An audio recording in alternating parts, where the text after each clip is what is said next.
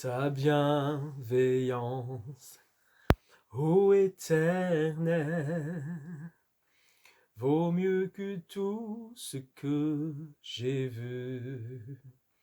Ma délivrance est sous ton aile, sur le rocher de ton salut.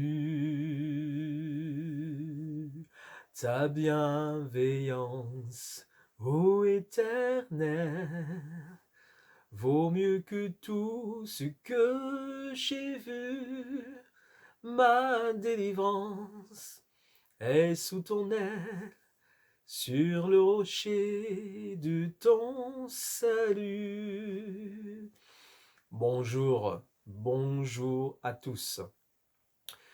Que Dieu vous bénisse encore en ce jour de grâce que Dieu accorde aux hommes sur la terre, que Dieu nous accorde à tous ceux qui ont encore la vie en eux.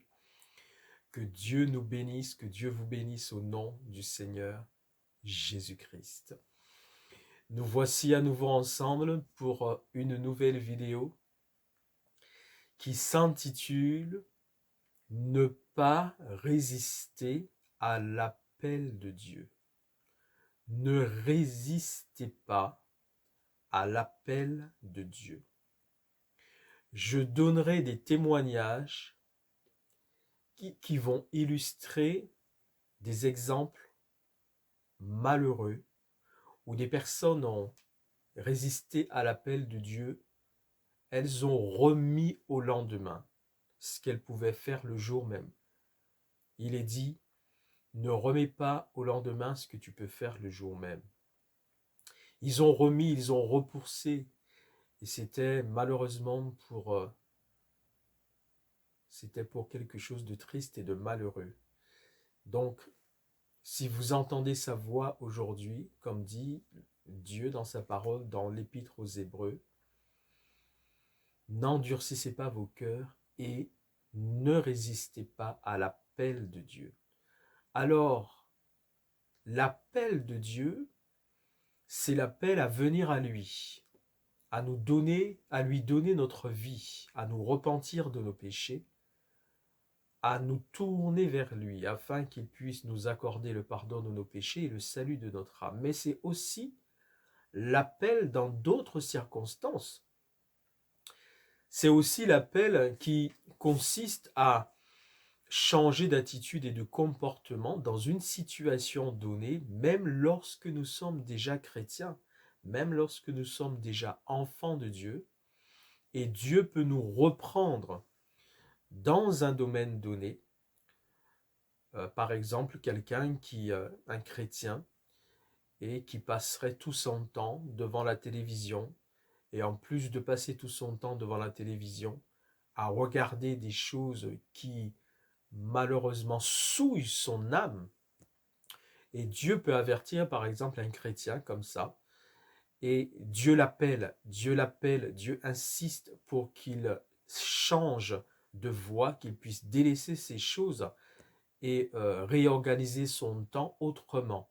Et la personne, même en tant que chrétien, en tant que chrétienne, peut résister. Et donc l'appel peut être aussi dans ce sens-là, ne pas résister à l'appel de Dieu, peut être aussi dans le sens où Dieu reprend un chrétien dans un domaine donné, parce que ce que fait le chrétien n'est pas bien, et Dieu l'appelle, Dieu insiste. Donc deux aspects. Ne pas résister à l'appel de Dieu, c'est l'appel pour le salut, l'appel pour que ceux qui ne le connaissent pas se tournent vers lui, mais aussi l'appel, même pour ceux qui le connaissent, à changer d'attitude et de comportement dans certains domaines de leur vie. Prions ensemble. Seigneur Jésus-Christ, Dieu d'amour, de grâce, de pardon et de miséricorde, nous venons à toi tels que nous sommes. Nous savons que tu nous chéris comme la prunelle de tes yeux. Et nous voulons écouter ton appel en ce jour, ne pas résister.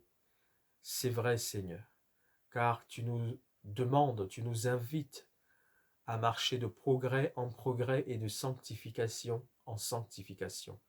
Nous avons besoin chaque jour d'aller plus loin avec toi. Alors je prie simplement que cette vidéo, ce message, serve à ta gloire et au salut des hommes, au salut des âmes. Pour les personnes qui visualiseront cette vidéo et qui n'ont pas encore fait la paix avec toi, ô puisse le Saint-Esprit les convaincre, afin qu'elles se tournent vers toi et qu'elles ne résistent plus, à ton appel. Mais pour celles qui se sont aussi déjà engagées avec toi et qui, dans un domaine dans leur vie ou dans plusieurs domaines de leur vie, ne te glorifient pas, ne t'honorent pas, et tu les appelles aussi à changer, à délaisser ces choses parce que cela souille leur vie malgré leur engagement avec toi. Je prie que tu les touches aussi et que le Saint-Esprit les convainque afin qu'ils puissent effectivement remettre de l'ordre dans leur vie. Que ton nom soit béni, Seigneur Jésus-Christ, que ta gloire soit proclamée, que ton salut se manifeste encore dans la vie du plus grand nombre, en ton nom tout-puissant, Jésus-Christ. Amen. Amen. Voilà, ne pas résister à l'appel de Dieu. Je vais introduire ce message avec la parabole du festin des noces. Alors, une parabole dans la parole de Dieu, toutes les fois où Jésus-Christ a utilisé des paraboles, c'était pour décrire des réalités. Parce qu'il y a des gens qui disent, oui, une parabole, ce n'est pas une histoire vraie, c'est juste une image de quelque chose, mais ce n'est pas vrai. Non, une parabole, c'est une histoire que Jésus utilise pour décrire une réalité de la vie. C'est quelque chose de concret. Ce n'est pas quelque chose d'imaginaire, c'est une réalité que Dieu décrit à travers une parabole. Et nous allons voir la parabole du festin des noces, chapitre 2 de l'évangile de Matthieu, à partir du verset 1. Jésus, prenant la parole, leur parla de nouveau en parabole et dit : Le royaume des cieux est semblable à un roi qui fit des noces pour son fils. Et nous allons décrire la réalité de ce que Jésus est en train de dire. Le roi qui fait les noces pour son fils, c'est le Père, c'est Dieu le Père, qui prépare les noces de son fils Jésus-Christ. Donc c'est une réalité, c'est du réel. Ce n'est pas quelque chose d'imaginaire, c'est du concret. Et c'est réellement quelque chose qui se fait. C'est dans le monde spirituel, ce n'est pas parce qu'on ne le voit pas avec nos yeux physiques et nos yeux de la chair que c'est juste une histoire imaginaire. Non, c'est une réalité que Dieu décrit. Dieu le Père a préparé pour son Fils Jésus-Christ des noces, parce que son Fils Jésus-Christ revient bientôt chercher l'Église qui est son épouse, et les noces vont être célébrées dans le royaume de Dieu. Donc avec Jésus-Christ, entre l'épouse, l'Église et Jésus-Christ, l'époux. Donc c'est une réalité. Il envoya ses serviteurs appeler ceux qui étaient invités aux noces. Mais ils ne voulurent pas venir. Il envoya encore d'autres serviteurs en disant : Dites aux conviés, voici, j'ai préparé mon festin, mes bœufs et mes bêtes grasses sont tués, tout est prêt, venez aux noces. Mais sans s'inquiéter de l'invitation, ils s'en allèrent, celui-là à son champ, celui-là à son trafic, et les autres se saisirent des serviteurs, les outragèrent et les tuèrent. Alors ça aussi, c'est une réalité. En fait, ça décrit l'amour de Dieu et l'appel de Dieu que Dieu lance aux hommes depuis qu'il a créé la terre. À travers tous les serviteurs qu'il a utilisés, souvenez-vous qu'il a utilisé Noé pour avertir les hommes de se détourner de leur méchanceté, de leur péché. Il a utilisé au sein du peuple d'Israël tous les prophètes que l'on connaît depuis que Dieu donc se révèle à nous à travers notamment l'histoire du peuple d'Israël. Donc tous les prophètes qui qui au sein du peuple d'Israël avertissait le peuple pour qu'il puisse marcher avec Dieu, se conformer à la loi de Dieu, à l'exigence de la vie que Dieu veut pour eux. Et naturellement, ce peuple d'Israël devait faire connaître au monde entier qui est le vrai Dieu, le Dieu d'Abraham, d'Isaac et de Jacob. Et ils ont tué les prophètes, ils les ont méprisés, ils les ont rejetés. Beaucoup de personnes, en tout cas, méprisent les avertissements de Dieu et beaucoup de prophètes de Dieu ont été mis à mort. Et même les apôtres, nous le savons, l'apôtre Paul, l'apôtre Pierre, voilà, toutes ces personnes que Dieu a appelées et que Dieu a établies dans le ministère et qui n'ont eu à cesse que d'annoncer la bonne nouvelle du salut en Jésus-Christ, d'avertir les hommes, de changer de voie, de venir à Dieu, de respecter les voies de Dieu, eh bien, on les a méprisés, on les a injuriés, on les a combattus, on en a tué beaucoup. Donc c'est une réalité que cela décrit.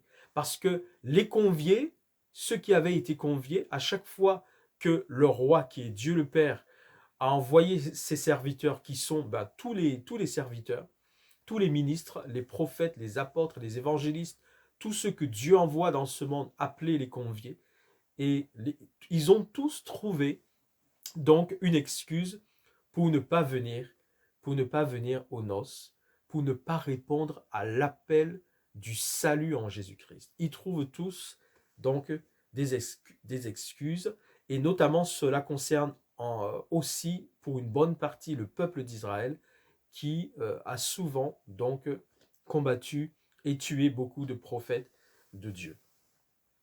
Alors, il dit à ses serviteurs, les noces sont prêtes, mais les conviés n'en étaient pas dignes. Les conviés n'en étaient pas dignes. Et là, surtout, ça concerne particulièrement, mais ce n'est pas le sujet, donc je n'entrerai pas dans les détails. Ça concerne particulièrement le peuple d'Israël, le peuple juif. Les conviés, donc, n'en étaient pas dignes. Allez donc, dans les carrefours, appelez aux noces tous ceux que vous trouverez. Et là, c'est la grâce de Dieu qui est offerte à tous les hommes dans le monde entier, quel que soit le peuple, la nation, l'ethnie, le pays. Dieu, par Jésus-Christ, par son sacrifice à la croix, par sa victoire, par sa vie offerte, offre à tous les hommes la possibilité d'être pardonnés de leurs péchés et d'être sauvés. Ça, c'est la grâce maintenant donc qui se manifeste. Appelez aux noces tous ceux que vous trouverez. Ses serviteurs allèrent dans les champs, rassemblèrent tous ceux qu'ils trouvèrent, méchants et bons. Vous voyez, c'est ça. Ça, c'est la grâce. Ça, c'est le salut qui est annoncé à tous les hommes. Et la salle des noces fut pleine de convives. Le roi entra pour voir ceux qui étaient à table, et il aperçut là un homme qui n'avait pas revêtu un habit de noces. C'est-à-dire que la grâce est offerte à tous les hommes, tous sont appelés, mais il y a des personnes qui pensent qu'elles seront sauvées sans accepter vraiment Jésus-Christ dans leur vie pour être revêtues justement de cet habit que Jésus donne à tous ceux qui le reçoivent comme sauveur et Seigneur de leur vie. Il y a des personnes qui, dans cette grâce que Dieu offre, elles entendent l'appel de la grâce, elles pensent qu'elles pourront faire partie des personnes qui seront sauvées, mais sans vraiment accepter Jésus-Christ et sans mettre leur vie en règle avec Jésus-Christ. C'était le cas de cette personne. Il n'avait pas d'habit de noces parce qu'il n'avait pas été revêtu par Jésus-Christ de l'habit qui lui permettra de prendre part à ses noces, parce que, en fait, dans la réalité, sa vie n'était pas vraiment en règle avec Dieu et il ne s'était pas vraiment engagé avec Jésus. Donc, il n'était pas recouvert de l'habit des noces que seul Jésus-Christ peut donner lorsqu'on devient réellement un enfant de Dieu. Et donc, il lui dit, mon ami, comment es-tu entré ici sans avoir un habit de noces? Cet homme eut la bouche fermée. Effectivement, il ne pouvait rien répondre. Il eut la bouche fermée. Alors le roi dit au serviteur, liez-lui les pieds et les mains et jetez-le dans les ténèbres du dehors, où il y aura des pleurs et des grincements de dents, car il y a beaucoup d'appelés, mais peu d'élus. Beaucoup d'appelés, c'est-à-dire tous sont appelés, mais peu d'élus. Les élus, ce sont ceux qui réellement acceptent Jésus-Christ comme sauveur et seigneur de leur vie, ceux qui naissent de nouveau de cette nouvelle, de cette nouvelle naissance qui est spirituelle et non charnelle, et qui veillent à marcher selon la volonté de Dieu. Et donc ce sont là les élus, ce sont là les élus. Et seuls les élus prendront part aux noces de l'agneau. Seuls les élus. Donc un chrétien doit surtout s'assurer par rapport à sa vie qu'il est un élu, que sa vie n'a pas des choses qui pourraient faire en sorte qu'il soit disqualifié par rapport à cette invitation aux noces. Il faut qu'il fasse très attention. Liez-lui les pieds et les mains, jetez-le dehors, là où il y aura des grincements de dents et des pleurs. Et ça va arriver, ce sera terrible pour toute personne qui s'entendra dire « Hors de moi, vous qui commettez l'iniquité, allez dans les temps ardents de feu et de soufre, réservés au diable et pour tous ceux qui ont préféré le monde et ses attraits de péché. » Ça, ce sera terrible. Alors, c'est pour cela que le titre de ce message, c'est « Ne pas résister à l'appel de Dieu ». Ne résistez pas à l'appel de Dieu. Ne résistez plus. Et dans Luc 10,16, Jésus dit ceci, « Celui qui vous écoute, m'écoute. Et celui qui vous rejette, me rejette. Et celui qui me rejette, rejette celui qui m'a envoyé. » Donc celui qui vous écoute, eh bien, c'est celui qui écoute les serviteurs de Dieu, tous ceux, et quand je dis serviteurs de Dieu, en fait, c'est tous les chrétiens. Parce que tous les chrétiens témoignent, doivent témoigner et peuvent témoigner. Donc ce n'est pas seulement des serviteurs de Dieu en titre. Voilà, je corrige quand même, ce n'est pas des serviteurs de Dieu en titre, pasteurs, évangélistes, prophètes, docteurs de la loi et apôtres. Il n'est pas question que de ces serviteurs-là. Il est question de tout chrétien qui évangélise. Celui qui vous écoute, du moment où une personne écoute quelqu'un qui lui annonce l'évangile, la bonne nouvelle du salut en Jésus-Christ. Donc, celui qui vous écoute dans ce sens-là, il m'écoute, dit Jésus.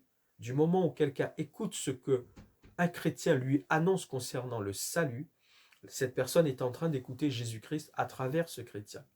Et de la même manière, Jésus dit, celui qui vous rejette, me rejette. C'est la même chose. Celui qui n'écoute pas, donc, quel que soit un chrétien ou un ministre en titre, qui lui annonce l'évangile, la bonne nouvelle du salut en Jésus, et qui n'écoute pas cela, ben c'est Jésus-Christ qu'il rejette. En rejetant le chrétien, en rejetant le serviteur, c'est Jésus-Christ donc qu'il rejette.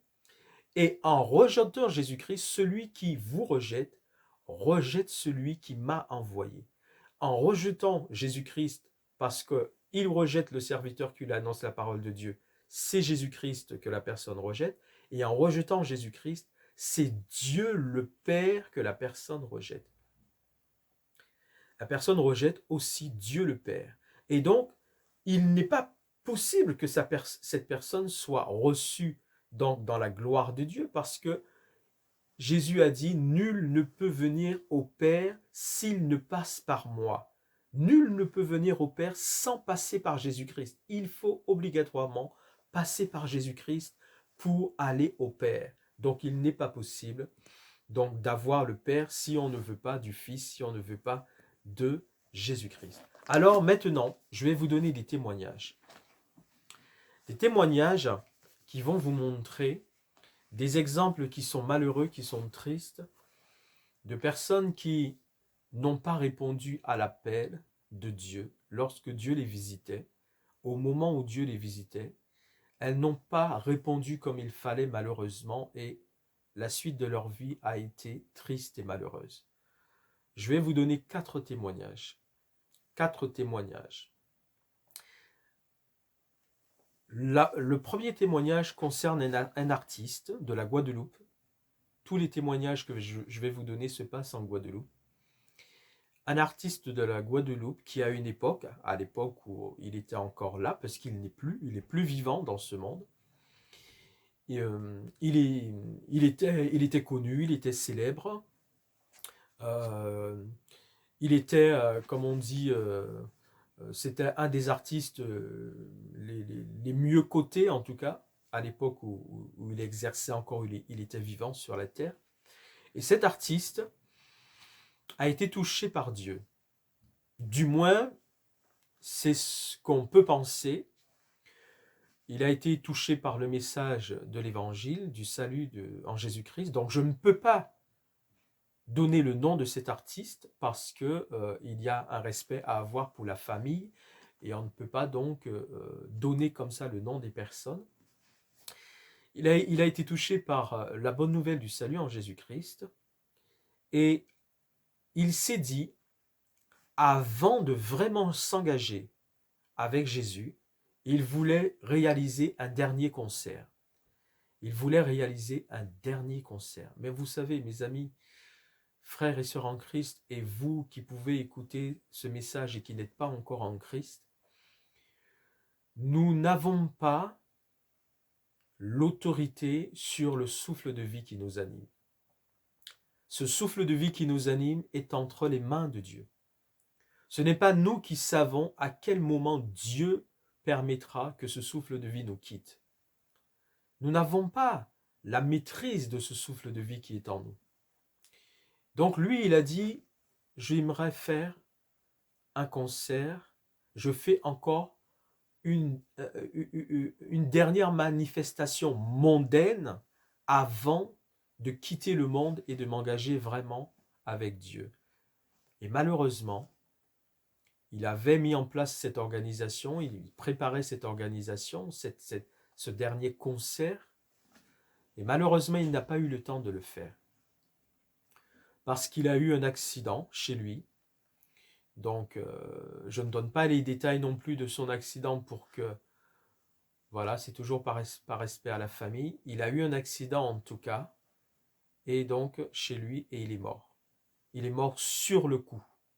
Et je me rappelle, j'étais moi au sein de mon activité professionnelle à l'époque en Guadeloupe. Là, je n'y suis plus, mais j'étais au sein de mon activité professionnelle en Guadeloupe et je me rappelle qu'on avait reçu la nouvelle. Vous savez comment les choses, ça va vite. Hein. On entend, voilà, telle personne est décédée. Il y a eu telle personne, surtout quand c'est quelqu'un qui est connu, une personne publique, un artiste. Je me rappelle de cela. Ça jette toujours un froid. Ça attire l'attention, ça ne laisse pas indifférent. Je me souviens très bien quand la nouvelle est arrivée et que des collègues donc étaient en train de répandre la nouvelle en disant telle personne, l'artiste là, il vient de mourir, il vient d'avoir un accident chez lui, il est mort sur le coup. Vous voyez, il ne faut pas résister à l'appel de Dieu. Ne résistez pas, ne résistez plus. Parce qu'on ne sait pas de quoi le lendemain sera fait. Jésus dit, à chaque jour suffit sa peine, les jours se suivent mais ne se ressemblent pas. Les jours se suivent mais ne se ressemblent pas. On ne sait pas de quoi demain sera fait. Il voulait faire une dernière manifestation dans le monde avant de se donner vraiment à Dieu. Mais ce n'est pas du tout ce qu'il fallait faire. Il fallait tout de suite tourner le dos au monde et s'engager avec Dieu. Et il n'a pas eu le temps de faire cette manifestation. Deuxième témoignage, c'est le témoignage d'un jeune homme. Là aussi, ça se passe en Guadeloupe. Nous avions mis en place une campagne d'évangélisation dans la communauté où j'étais. Et donc, dans le cadre de cette campagne, il y avait plusieurs groupes qui allaient distribuer des prospectus donc, dans différents quartiers de la ville où j'étais. Nous distribuions donc prospectus invitant les personnes à la campagne d'évangélisation. Et puis il y a une sœur qui nous a donné ce témoignage, c'est qu'elle est arrivée dans un quartier de la ville. Il y a, là, donc, elle a invité des personnes naturellement, et il y a un jeune homme, quand on lui a tendu le prospectus, il a pris le prospectus, il l'a regardé avec mépris, il l'a jeté par terre, et il a piétiné le prospectus avec ses pieds, il a tamponné, tapé ce prospectus avec ses pieds, en disant qu'il n'y a pas de Jésus-Christ ici. C'est comme si il interdisait à Jésus-Christ de se présenter dans son quartier. Il n'y a pas de Jésus-Christ ici. Et ce même jeune homme qui a eu cette attitude et ce comportement lorsque Jésus l'a visité, lorsque Dieu voulait l'inviter à venir à lui, et qu'il a eu cette attitude et ce comportement, quelque temps plus tard, et ça n'a pas duré, il ne s'est pas passé 1 an, 6 mois, non, quelque temps plus tard seulement, il a été cambriolé, donc une entreprise, et après son cambriolage, il partait, il fuyait, il était en train de fuir, et là le propriétaire de cette entreprise avait un fusil. Et ce propriétaire avait déjà été victime de plusieurs cambriolages. Et là, il n'a pas résisté, il ne s'est pas maîtrisé. Et il lui a tiré, pendant qu'il était en train de fuir, il lui a tiré dessus.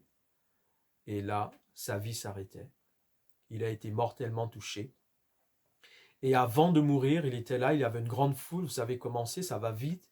Une foule autour de lui, ce jeune homme qui était maintenant couché par terre avec cette blessure mortelle qu'il avait reçue de ce fusil. Avant de mourir, il a demandé aux personnes qui étaient là d'aller avertir son petit frère pour que son petit frère ne suive pas la voie de la délinquance, pour que son petit frère ne suive pas son exemple à lui.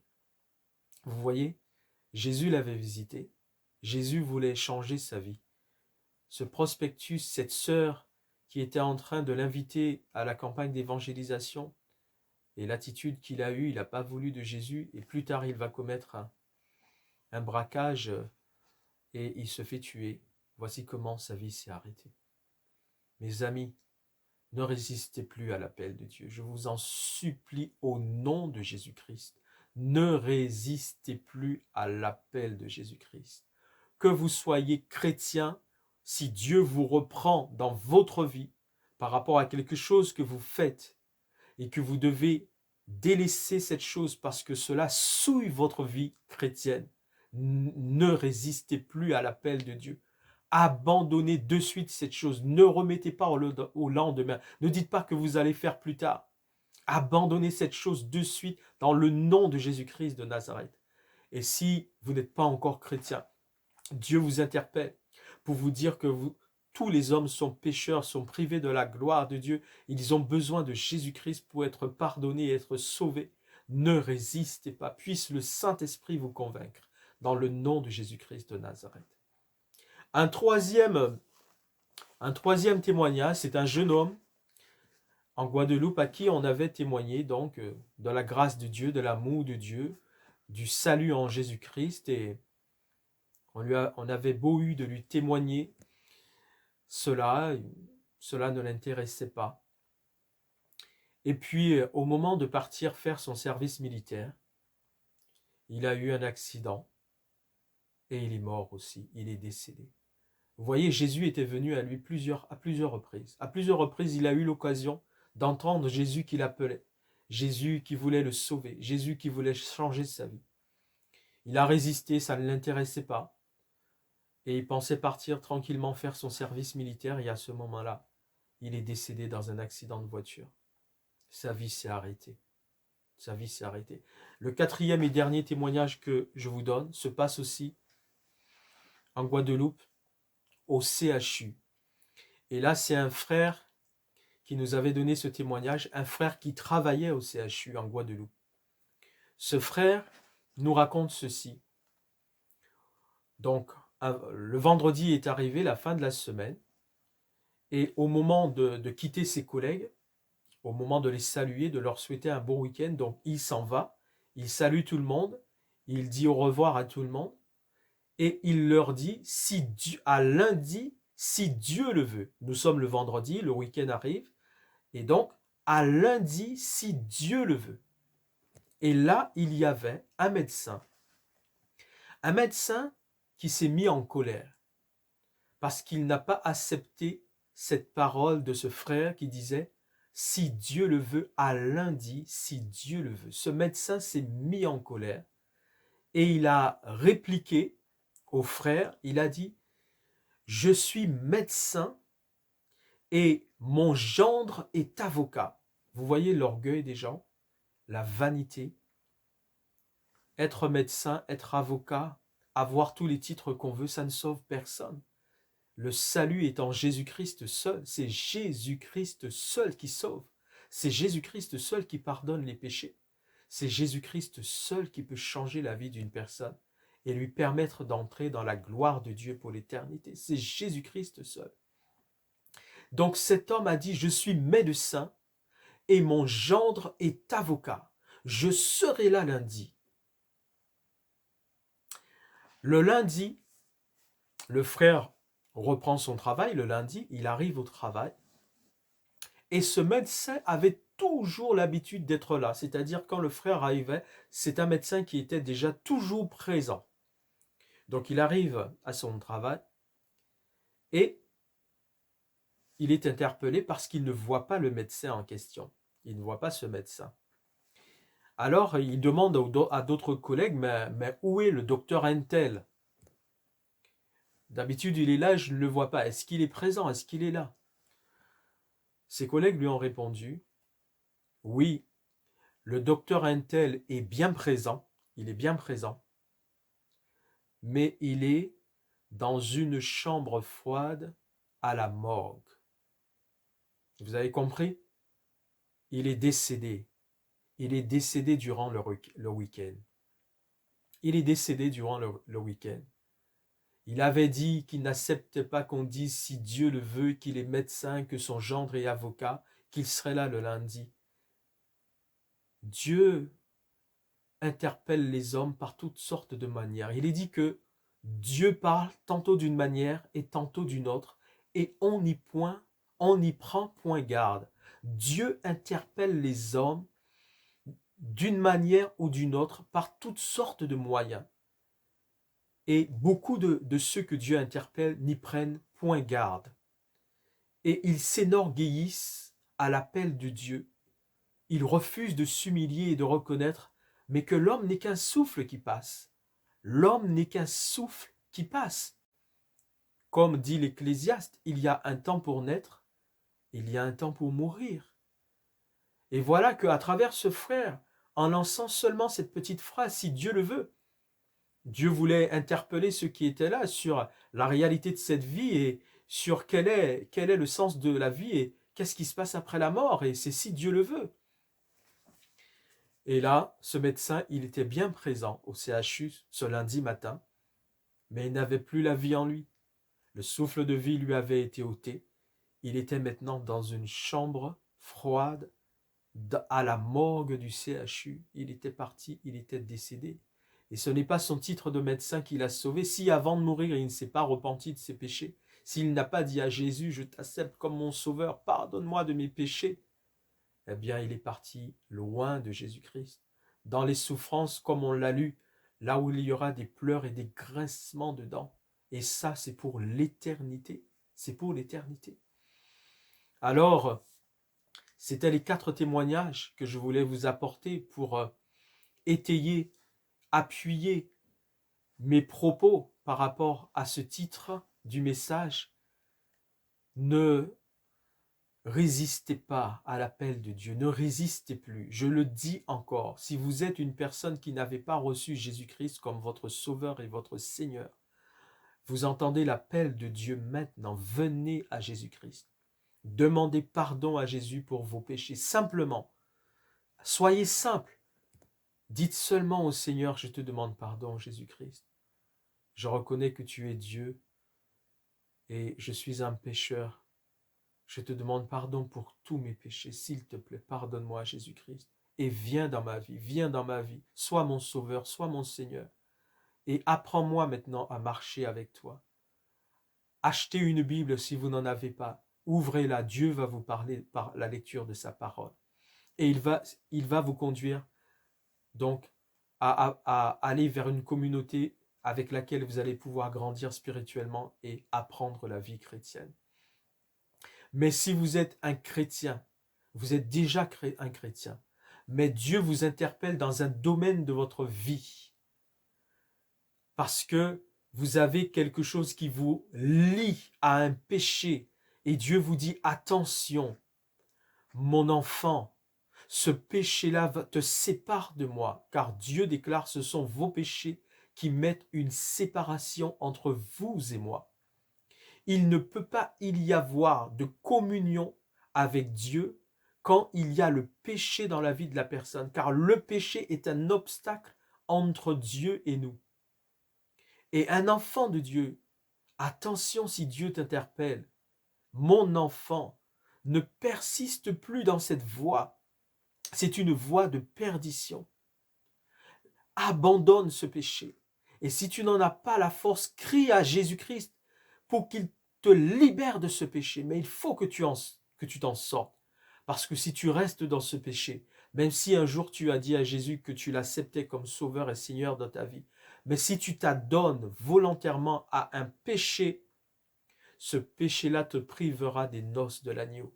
Ce péché-là te privera d'entrer dans la gloire de Dieu.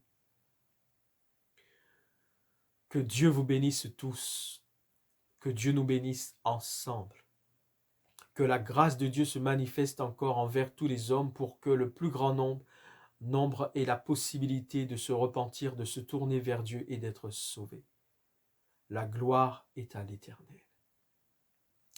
Ta bienveillance, ô Éternel, vaut mieux que tout ce que j'ai vu. Ma délivrance est sous ton aile, sur le rocher de ton salut. À bientôt pour une nouvelle vidéo. Que Dieu vous bénisse au nom de Jésus-Christ de Nazareth.